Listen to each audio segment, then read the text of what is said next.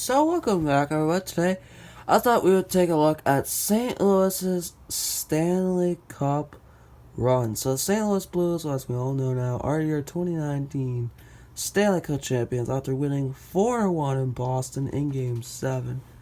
In a hard place to play, that's pretty impressive, if you ask me. But I want to talk about the St. Louis's Stanley Cup run. I was against them almost the entire way, except for the finals and the second round. I thought they would lose against Winnipeg and San Jose. I thought they would beat Dallas, and I was hoping they would beat Boston. Predicted they would beat Boston in 6. They did in 7. But let's get right to it. So we're going to start with, we got the leaders, just team stats, and how they got here, their Stanley Cup full run. Leaders. So honestly, Ryan O'Reilly led the team, 8 goals, 15 assists, 23 points. He was the MVP of this team. Here's my thoughts on that. When I uploaded the Blues that were the champs, and I actually had my reaction of them picking the winner for the Conn Smythe. I was shocked. Look, don't get me wrong. Ryan O'Reilly played great. He played great in the finals and in the playoffs. But without Binnington, I don't think this team is here. I really don't. So I'm surprised at that. But look, Ryan O'Reilly played great. I think he deserved it. I think he's well enough to deserve it. I just think it should have been Binnington. Schwartz had 12 goals, 8 assists, 20 points. Tarasenko had 11 goals, 7 assists, 18 points. He was more quiet than I thought this series. Perron, 7 goals, 9 assists, 16. And Bozak, 5 goals, 8 assists, 13 points. So there's your top 5. And forwards, top 3 in defensemen. Petrangelo had 3 goals, 16 assists, 19 points. Parayko had 2 goals, 10 assists, 12 points. Dunn had 2 goals, 6 assists, 8 points. And honestly, Binnington, he was 16 and 10. He was 16 and 10 this playoffs. He had a 914 save percentage, 246 goals against. He had 1 shutout. He had 1 assist as well and a point. Terrific after a loss. It was almost guaranteed that whenever St. Louis lost the game after, they would win. Except for 2 times in these playoffs it happened where they lost twice in a row. Team report, honestly they were 16 and 10. They scored 75 goals in these entire playoffs. They allowed 70. The thing about that 70, there was like, I think what? I'm trying to look over this. 1, 2, 3, 4. There was like 5 games where they allowed 5 plus. So obviously there's mainly just those big 5 games that they allowed a lot that impacted that. Power play, they weren't really the greatest on special teams at all. 16.3% on the power play. I think they said that they only scored 1 power play goal this entire series. I believe that's how it was. They only scored once. I think, if lucky, I think they might have went 0 for however times. Penalty kill, it was not the greatest either. Boston also had that 4 power play goals in the freaking game 6. They were 75.4 on the penalty kill. They were 50% on the face-offs. Surprisingly, I think that this is the first team in NHL history to win the cup but have a losing home record. They were 6 and 7 at home. I think that's what's more impressive, that this team was able to go on the road and win more. Like they went through a lot, and did it a lot on the road than they did at home. They were 10 and 3. Best, I think, tied for best road record in playoff history. Now I go through the bottom. I highlighted the biggest games of their playoffs games that really would have impacted or might have changed this playoff run. Start round 1, they lose. Game 1, they win 2-1 in Winnipeg. Game 2, they win 4-3 against Winnipeg. Game 4, they lose 4-3. I know that was overtime. They lose that. Then they go lose 6-3. That's one of the 2 times where they would lose back to back in these playoffs. But then game 5, they win 3-2 with that goal with 15 seconds left. That would win them the game. I highlight that was a big game, because if they lose that, they go back to St. Louis down 3-2. And I know they're at home in St. Louis, but they're already 0-2 in St. Louis at the time, right? But I think they probably would have won Game 6, but then they go back to Winnipeg in Game 7, even though they are 3-0, but that's in Winnipeg in Game 7. A lot of things could happen. So I think that Game 5 win really could have changed a lot. Then Game 6, they go and win 3-2 at home. Two goaltender interference incidents that got the break for them. They obviously the first goal, they challenged for goalie interference. I thought that was not a good call. I thought that was a good call to challenge. I don't think they shouldn't have challenged it. I don't understand why.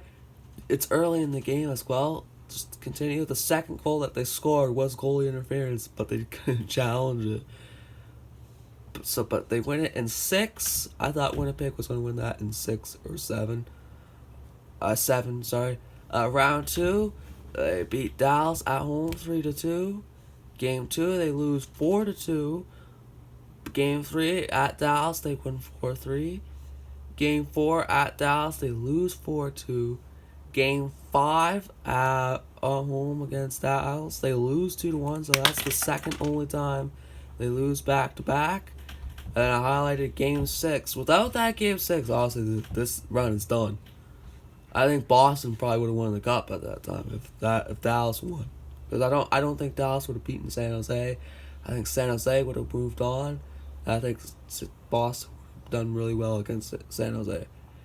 Here I was weeks ago saying San Jose was the better matchup because I thought they would score a lot more than St. Louis would. Honestly, without that, this is done. And then they go home for Game 7. I thought they would win because they're at home, but again, terrible home record. They already lost twice. At that time, going to that Game 7, they're 2-4 at home. Going to that Game 7, they're 2-4. But they win game. Then they go to the Western Conference Final. They lose badly, 6-3 in Game 1. But then in Game 2 at San Jose, they win 4-2. Game 3, they lose 5-4. Obviously, that hand pass.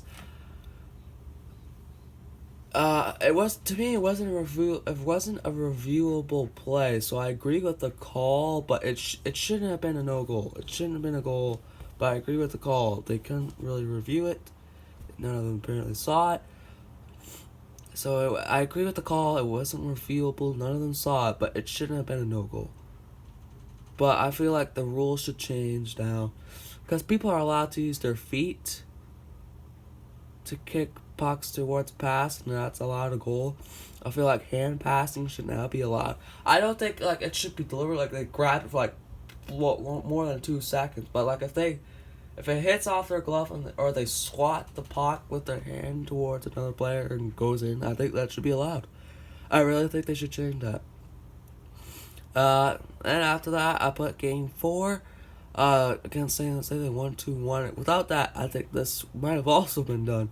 Because then the chances of them winning after down 3-1, you going back to San Jose in Game 5, so they tie it. They win 5-0, and then they win 5-1 in Game 6. Great way to end out. They win 3 in a row, outscoring San Jose 12-2. Bennington and the defense is stone cold. And then Stanley Cup Finals.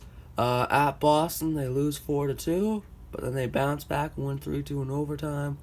In Game 2, Game 3, they lose 7-2. Big loss. And then again, I also highlighted Game 4. Without that win, they don't win the cup. I really don't think, because going down 3-1, going to Boston, I think the crowd would have been more impactful than it was. At Game 5 as well, without that, I think the series is done because they lost in Game 6. So it shows that how easy it was for them to lose at home. They win Game 5 2-1. They lose Game 6 5-1. And Bennington once again bounce back. Blues bounce back. Win Game 7 at Boston 4-1. And what St. Louis showed, and what to me was one of the wackiest playoffs ever. No number 1 seed in a division passed the first round. No one. So all wildcard teams for the first time passed the first round. A team that was finished done. That thought was done. A lot of trade rumors of Tarasenko, Bertangelo, Pareko was also involved in that. January 3rd, dead last in the West, come back and win the Stanley Cup 6 months later. Just an incredible story. I thought this was probably one of the best playoffs I thought in a while. Last year was pretty good because of Washington, but I thought this year was pretty much better. I thought there was a lot more Game 7 series. That's what everyone loves to hear. 2 words, Game 7. And it's so intense. I'm trying to calculate how many Game 7s there exactly was in this playoffs. Round 1, there was 2 in the West, East. Was there a Game 7 in the West? Don't think there was. Yeah, there was. Vegas, San Jose, so there was 3. And round 2, there was 1. There was 2 in the West. None in the East. Yeah, no, there was 0 in the East, so there was 5. There was 6 Game 7 series this year. Compared to how much there was last year, I don't think there was as much at all. It was pretty close throughout, and I congratulate St. Louis. They deserve it. And now it's all about defending this cup. Okay? And Binnington and Berube should get paid. I think Berube is already getting paid. He should be definitely made head coach now. Binnington deserves to get paid. He carried this team on his back. Just on the run. Just to get to the playoffs. And I didn't pick St. Louis to win it because I thought the pressure on Binnington, a rookie goalie, I think being a goaltender is a lot harder. So I thought the pressure would be so much on him to get it done. That's mainly the reason why I didn't pick them a lot. Except for round 2. Because I just thought they were offensively were a little bit better than Dallas. Personally. But there you go. St. Louis is 2019 Stanley Cup champs. Let's see if they can repeat.